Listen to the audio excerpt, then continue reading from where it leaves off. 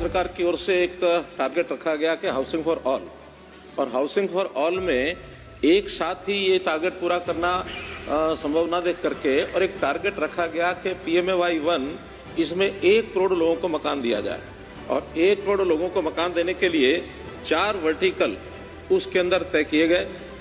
Beneficiary lead scheme, जिसके अंदर जिसके पास अपना प्लॉट है उसको वो विषय दिया जा सकता है। ऐसे ही अफोर्डेबल हाउसिंग स्कीम, जो अफोर्डेबल नेचर के मकान बना करके ऐसे गरीब लोगों को दिए जा सकते हैं। इसी के साथ जो रेंटल हाउसिंग स्कीम, ये जो 2020 में उसका योजना का एक अलग से उप योजना शुरू करके ये भी शुरू की गई कि जो लोग अपना मकान नहीं खरीद सकते वो उस योजना के अंतर्गत रेंटल हाउसिंग में भी आ सकते हैं।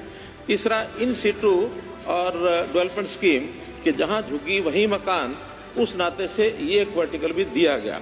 एक चौथा वर्टिकल भी दिया गया कि जो अच्छे संपन्न लोग हैं और वो अपना मकान अपने आप बना करके ज्यादा पैसे लगा के कर सकते हैं, उनको इंटरेस्ट सबवेंशन स्कीम में कुछ राशि का एक भुगतान करना भी उनके लिए सुनिश्चित किया गया।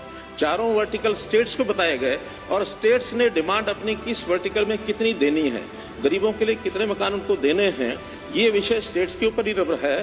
पहली PMAY जो समाप्त हुई है उसके आंकड़े जैसे पहले बता दिए गए कि 2011 का जो एक आंकड़ा था उसमें 38 लाख परिवार और ये गरीब स्लम बस्तियों में रहने वाले, ये कुल आंकड़ा उसमें मिला था।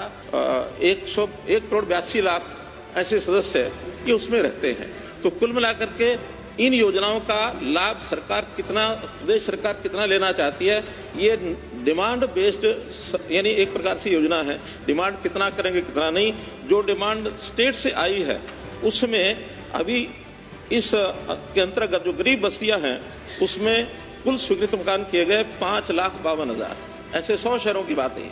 100 शहरों में 5,52,000 मकान स्वीकृत किए गए, 4,99,000 और 3,36,000 ये बना करके दे दिए गए हैं। तो ये लगातार चलती हुई प्रोसेस है।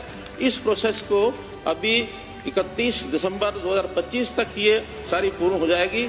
अगली प्रोसेस PMAY 2, उसके भी 4 वर्टिकल ये तय कर दिए गए हैं। उसमें भी 1 करोड़ मकान शहरी, 2 करोड़ मकान ग्रामीण, 3 करोड़ मकानों का लक्ष्य तय किया गया है। तो ये लगातार जब तक हाउसिंग फॉर ऑल पूर्ण नहीं होता, ये लगातार चलता रहेगा।